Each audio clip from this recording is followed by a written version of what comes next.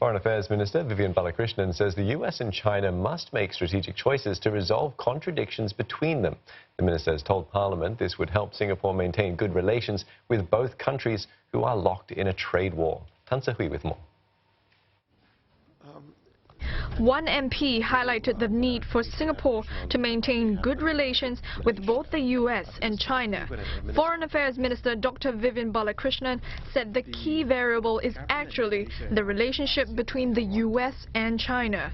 While both countries signed a Phase 1 trade deal in January, Dr. Balakrishnan said such a deal will not resolve US-China tensions. Instead, he said both sides must make strategic choices. The US has to decide how to deal with China.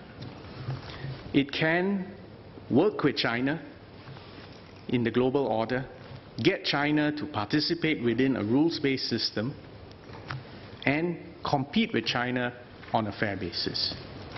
Or the US can strive to remain the dominant power in all arenas, in all areas, at all costs, and seek to arrange international rules so as to limit China's power and influence. On China's part, as China seeks to increase its influence globally, China has to decide whether it wants to be a benign superpower, welcomed and respected by other countries, including the US. Dr. Balakrishnan said if China does not give sufficient attention to the interests of other countries, it may seed resentment and pushback in the long term.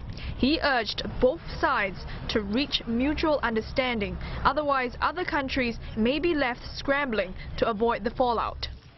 Southeast Asia has long been a theater of major power competition. This is not new. While Singapore may find ourselves squeezed in the middle, we must avoid choosing sides. Instead, we must find ways to deepen and enhance our cooperation with both China and the US, including in new areas of mutual interest, and encourage all parties to act in accordance with international law. Dr. Balakrishnan said Singapore wants to maintain its friendship with both the US and China, but he emphasized that Singapore will act in a principled way and do what is in the best interest of the country.